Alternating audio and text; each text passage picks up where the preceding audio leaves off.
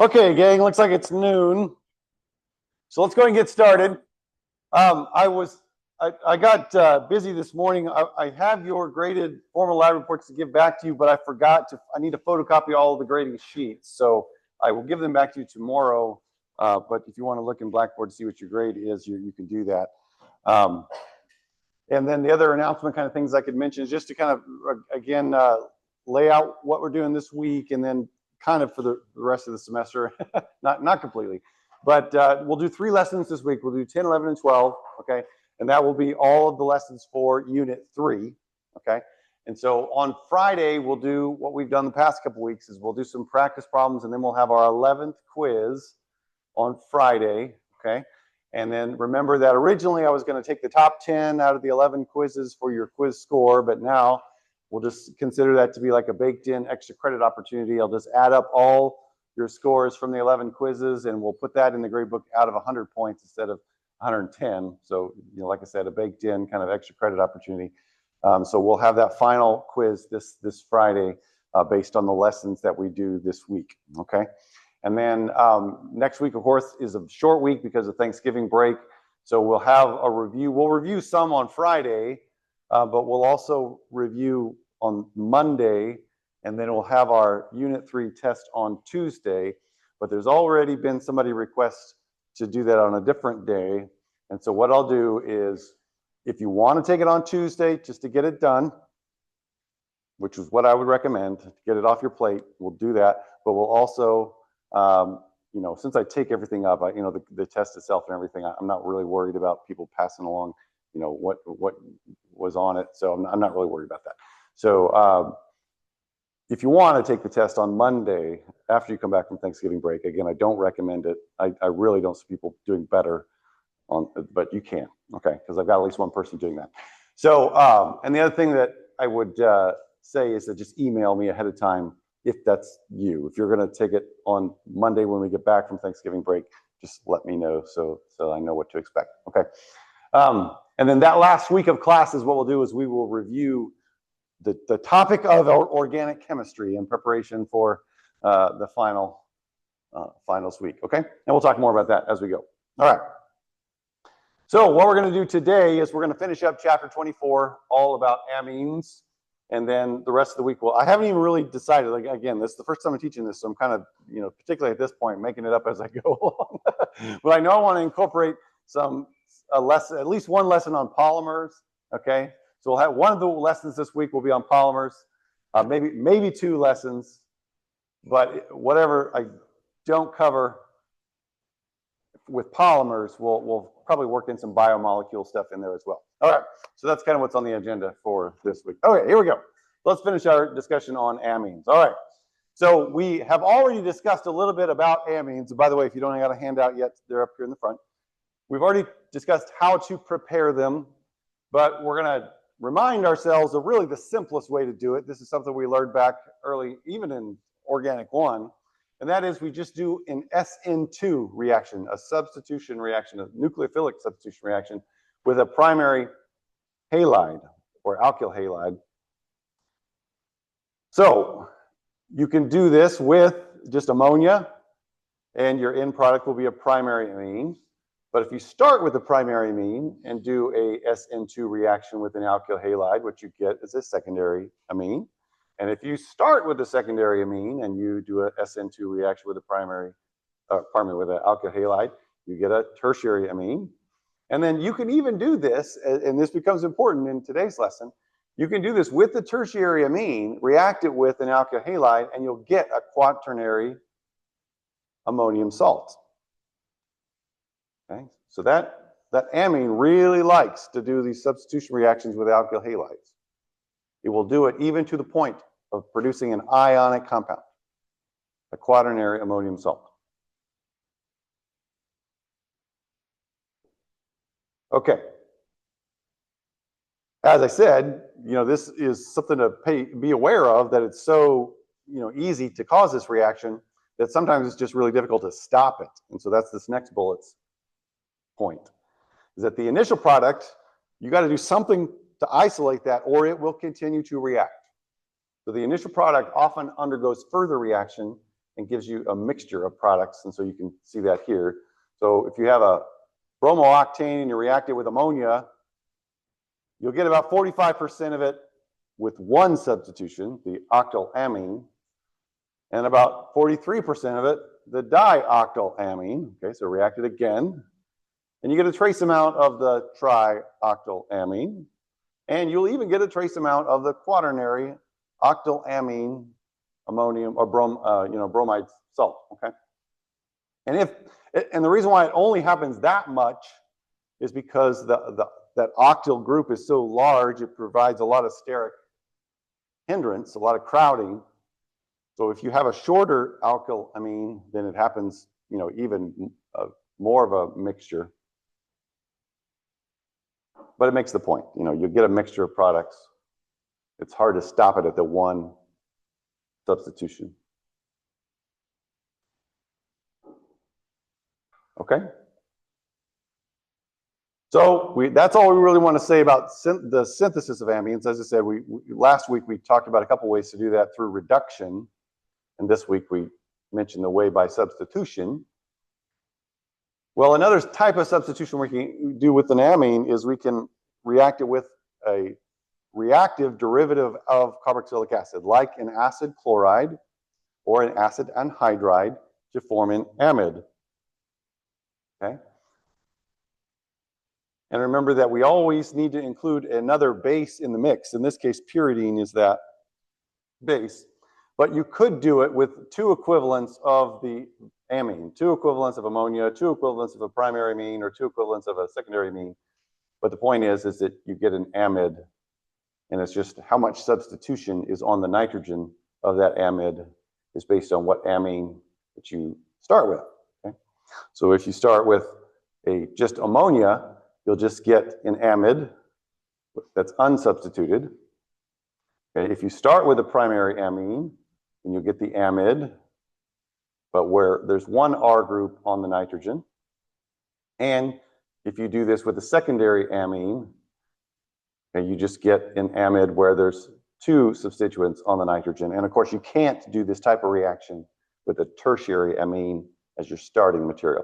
And that's part of the reason why we use pyridine as a solvent, because you do need something to sequester this HCl. It's a byproduct. Otherwise, it's going to react with your carbonyl group and give you side reactions.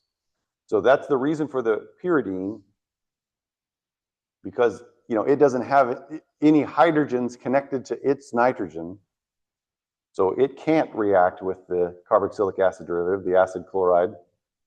But it does help with this reaction. It facilitates this reaction because it sequesters this HCl. And so that would be the role of the other equivalent of the amine if you were to use like two equivalents of ammonia or two equivalents of either of these amines.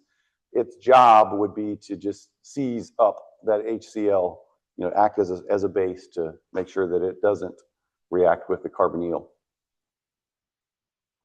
Okay, so that's a reaction of amines that we want to look at. Okay. Oh, yeah. What did I? I think I had another slide in here that got eliminated, but unfortunately, that's not good. Let me actually pause things for just a second. It may be hidden. Let me just check. Okay. All right, and I did remember to start the recording again. All right.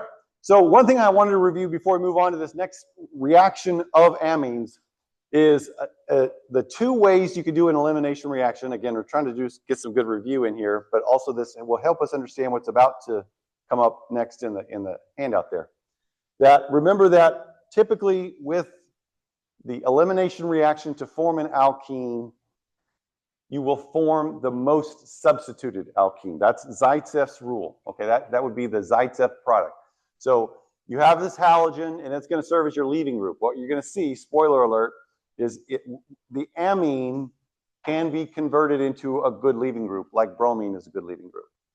And then we can take a hydrogen either from here. Well, let me just write this on here.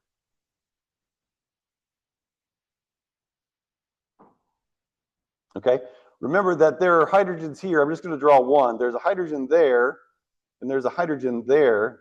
And so if this bromine acts as your leaving group, if that is our leaving group, so it takes its electrons with it, okay? And then if there's a strong base in this, I'll just put B for base, right? There's a strong base, it can grab that hydrogen, okay, and it dumps its electrons to between those two carbons. There's a carbon there, there's a carbon there, and to form that carbon-carbon double bond, that would be the non or the anti-Zaitsev product. And we gave that a name. We called that the Hoffman product. Okay, today we're going to learn where that name comes from. But remember, that's not normally what happens. What normally happens when you get an elimination reaction is you get the Zaitsev product. And that's what leads to the most substituted. So in that case, what's going to happen is, let me erase all this. Okay, in that case, what you have is you have this base that comes along and it grabs that hydrogen, which dumps its electrons between those two carbons. So you got those two carbons. Okay, so that gives us the double bond here in the ring, and that's the most substituted. That's a tri-substituted. 1, 2, 3. So that's the most substituted alkene, which is the most stable, whereas the Hoffman product or the non-Zaitsev product is the least substituted. That one's only di-substituted. Okay, and remember that the reason why we've looked at before, the reason why the Hoffman product is formed before today, the reason why is because we used a very bulky strong base, like the t-butoxide. Usually it's potassium, but I guess you could have a sodium terbutoxide. Okay, but today we're going to learn where that name came from. Okay, and it comes from the guy who did this elimination mechanism with amines. So we'll look into that. Okay, so this thing called the Hoffman elimination starts with an amine, but you end up with an alkene. So it converts amines into alkenes. So just some little background. We know that like OH, NH2 is not a very good leaving group because when it leaves, it would be an imide ion, NH2 minus. Well, that's a really strong base. A good leaving group is a really weak base.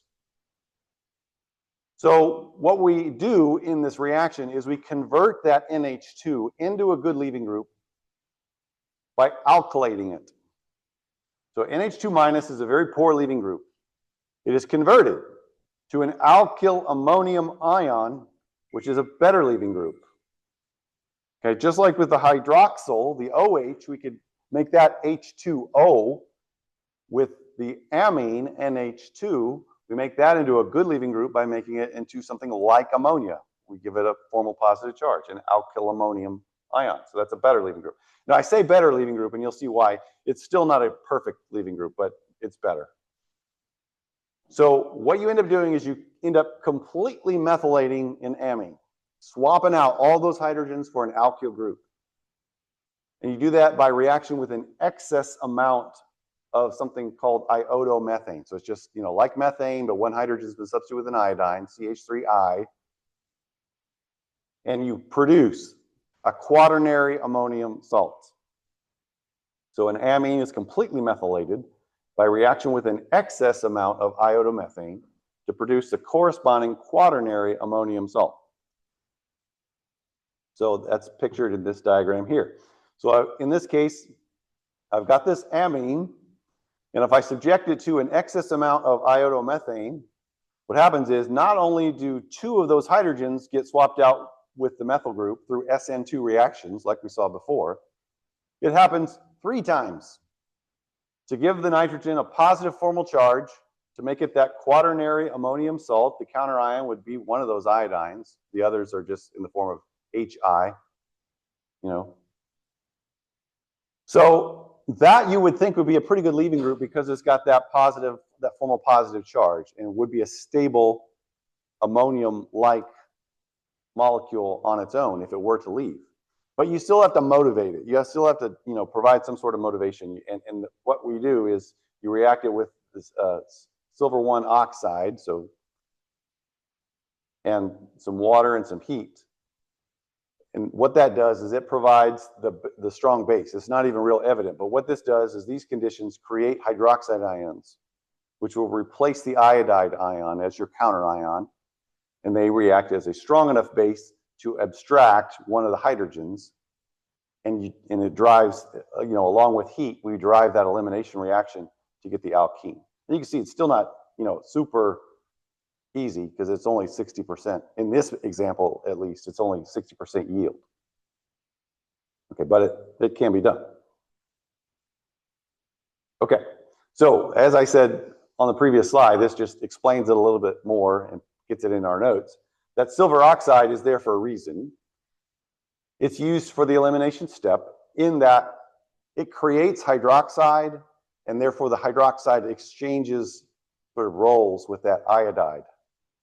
So it exchanges hydroxide ion for the iodide ion in the quaternary ammonium salt, thus providing the base that's necessary to cause elimination. Remember, to have an elimination reaction, you got to have a leaving group and you've got to have a base. And the two things happen in a concerted way. The leaving group, in this case, that formal positively charged nitrogen, that grabs the electrons from that carbon-nitrogen bond. But at the same time, in a concerted way, your strong base has to grab that hydrogen. And remember, we even have to have that anti-periplanar arrangement. We talked about that when we laid out the mechanism for these E2 reactions. So that silver oxide is basically just a source of hydroxide. It acts as your strong base, grabs that hydrogen, which dumps its electrons between the two carbons to form the carbon-carbon double bond.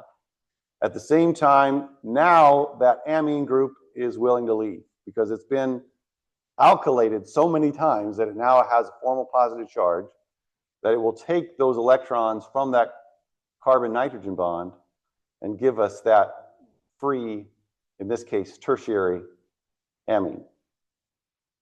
Okay, and then a water molecule is also a byproduct. All right, so that is the Hofmann elimination.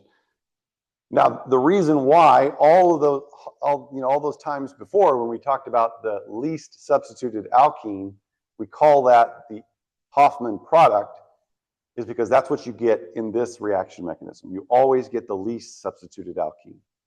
So the major product with this mechanism is the least substituted alkene. And so that's often called the non-Zaitsev or anti-Zaitsev. You'll see it called all three things: Hofmann, non-Zaitsev, anti-Zaitsev. And the reason why is similar to what we learned back when we were using the bulky strong base like potassium terpetoxide, is that there's crowding. And that base has to be able to access the hydrogen. Well, that's easier to do on the least substituted carbon. So the base must abstract the hydrogen from the most accessible, least hindered position. And so I like this picture. It kind of illustrates that. Okay. So these pink ones, they're more hindered, they're less accessible because this alkyl group is flopping around and getting in the way. And remember that there's going to be proximity here because this is the counter ion for this formally positively charged nitrogen. So these two ions are going to want to be near each other. And therefore the one that's poking out, that's closest, is going to be less hindered, more accessible. And so that's why the major product is going to be the least substituted. So it's kind of a different mechanism than when we talked about this, but with the potassium terpetoxide, but it still comes down to accessibility, crowding, steric hindrance. Okay, so let's do an example here. So let's predict some products. If we have this as our amine, and we're going to carry out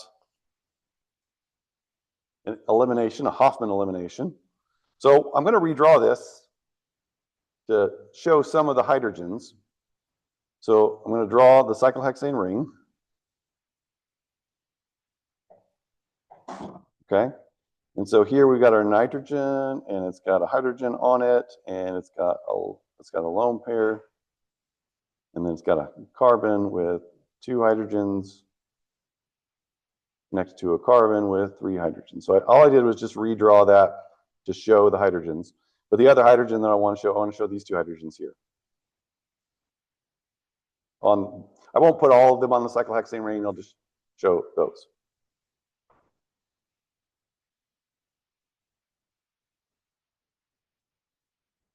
Okay. All right, so if I have, and I'll change colors here just to kind of make it distinct. If I have a base, like a hydroxide ion, it's going to be a hydroxide ion. It can either grab that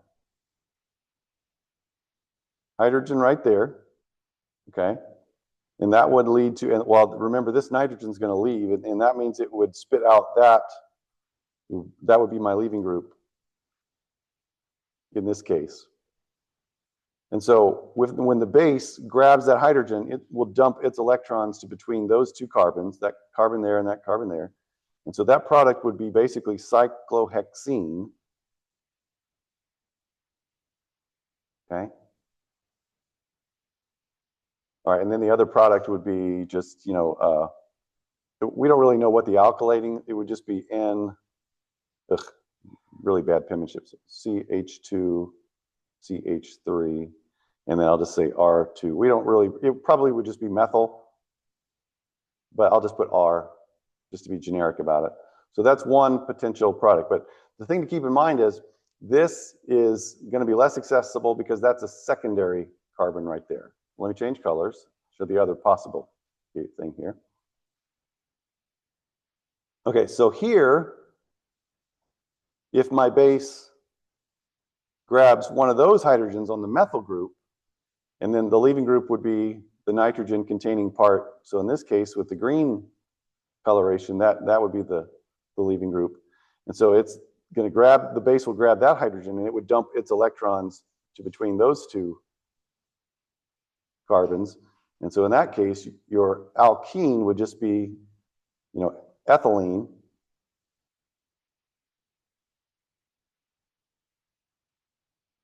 Okay, and then the amine type product again would just be, we'll just say NR2 with the cyclohexane ring on it. Okay, and that is a primary carbon, right?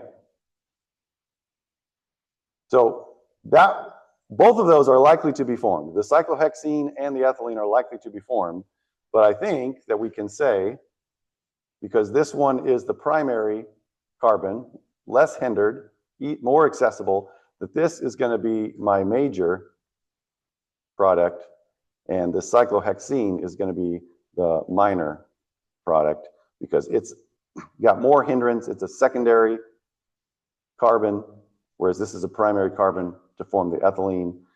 The secondary carbon would have to be attacked by the base to form the cyclohexene. Okay, so I am going to erase all this and bring it up a nicer diagram if you want to take a look.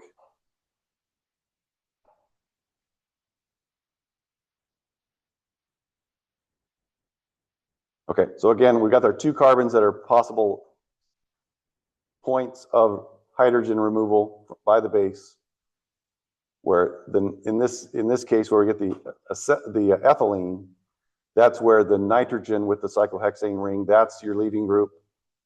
Okay, or the other possibility is if the base attacks this hydrogen, which dumps its electrons to between these two carbons to form the cyclohexene, then this part of the molecule is your leaving group. Okay, but that's not going to happen as much. That's why it's the minor product, because that's a secondary carbon, whereas this methyl group is a primary carbon, so that's going to be a major. Okay. All right. So we're done talking about reactions of amines. There are others, but you'll see at the end of this presentation, there are some topics in this chapter, chapter 24, that we're not going to cover. So I show you specific end of chapter practice problems to, I recommend specific end of chapter practice problems. It's in your handout as well, so that you don't waste your time trying to answer questions on topics that we didn't even cover. Okay. All right, so, but we do want to spend a little bit of time talking about these heterocyclic amines. Well, what's nice is that they really don't behave much differently than just open chain amines. They have the same chemistry as their open chain counterparts. But we want to review some of these specific reactions, and also we, in the past have had you learn the names of these heterocyclic amines, so we're going to refresh our memory on those. And one thing to remember is that many of them are aromatic. They are planar, they're sp2 hybridized, they follow a Huckel rule, which essentially means that they have 6 electrons in their pi cloud, their pi system, and one of those is pyrrole. Okay, here's pyrrole, and so there's 2 electrons that are on this nitrogen, and you might think that it causes this nitrogen to be sp3 hybridized, but no, it's actually sp2 hybridized. And both of those electrons in the lone pair on the nitrogen participate in the pi system to give you the 6 electrons that are, that's the sweet spot. That's that special magic number for the Huckel rule. And so pyrrole is an aromatic compound. All right. And you see it a lot in nature, for example, in heme, right? Hemoglobin. This is the important part of the hemoglobin molecule, because that iron, when it gets incorporated into that tetrapyrrole part of the molecule, that's where the oxygen gets bound and delivered to wherever it needs to go. So, that's the way that the blood cells transport oxygen around.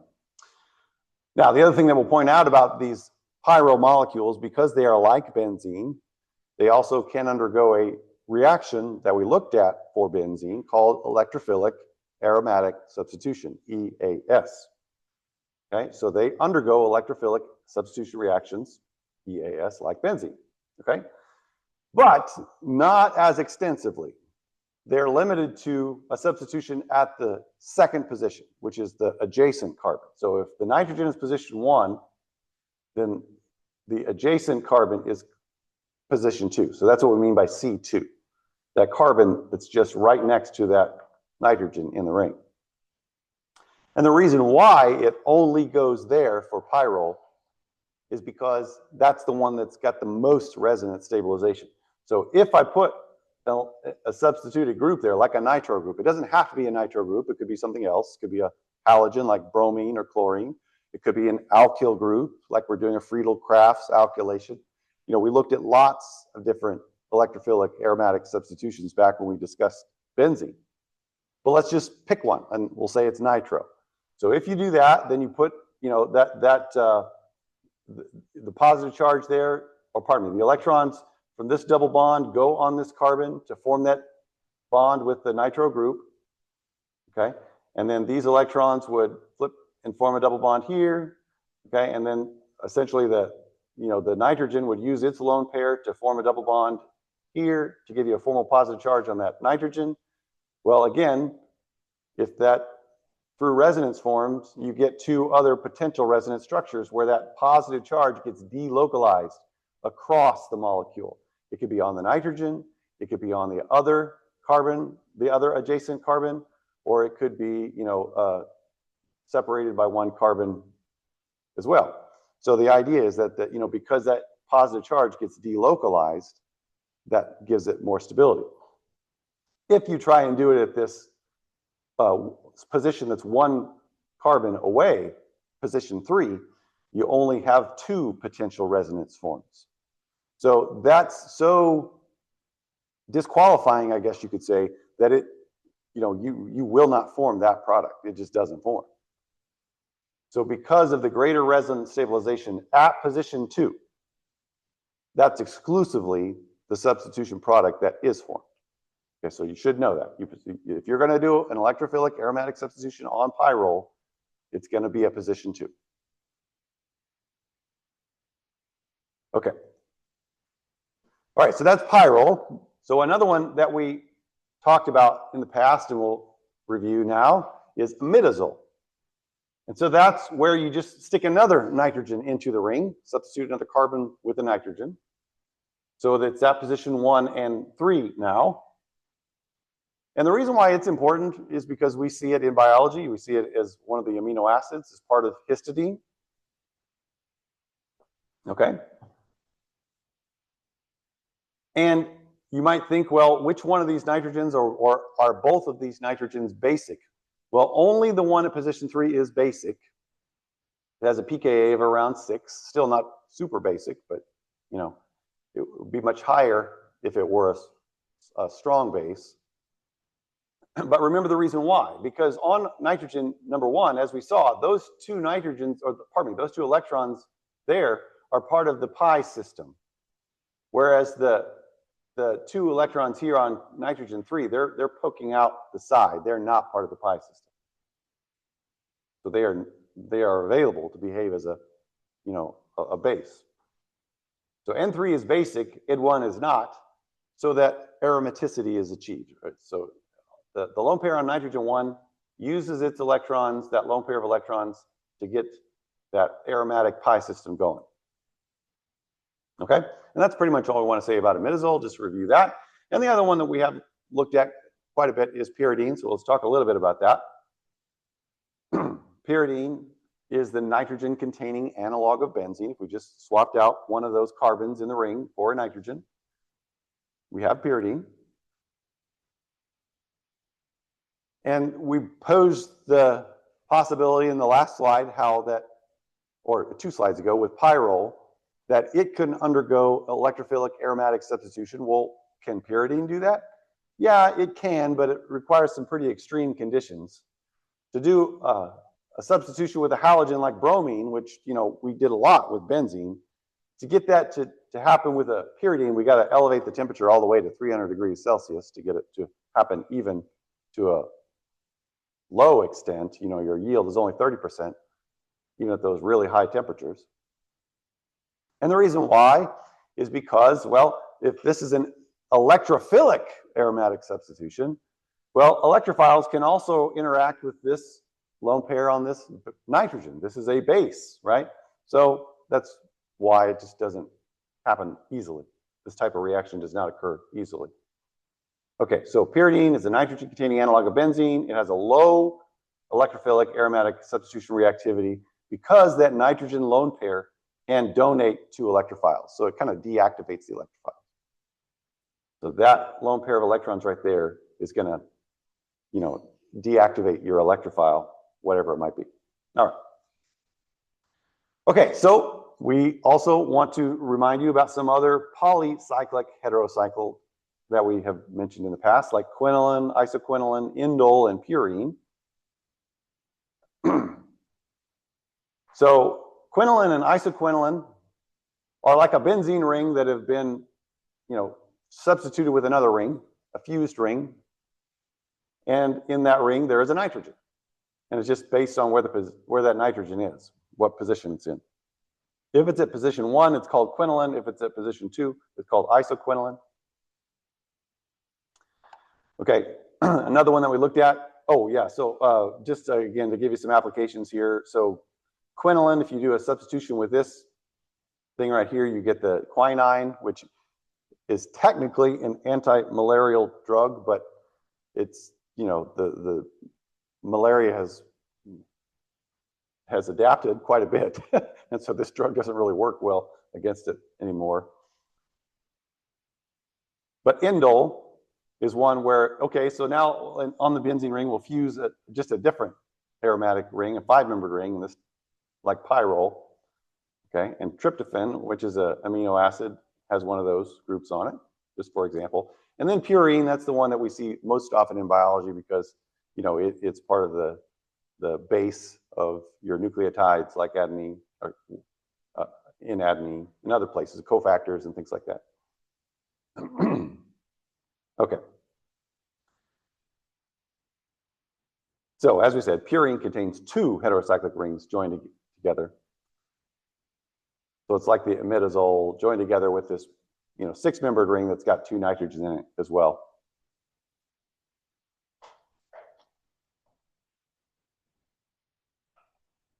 Okay, so as promised, you know, there's a lot that we didn't cover in chapter 24, so I just want to focus you in on these recommended end of chapter questions 26 through 29. 39, 47. And some of these, I had to break it down into what letters you should try, what letters you don't want to try, because it involves, you know, reactions that we did not look at. All right.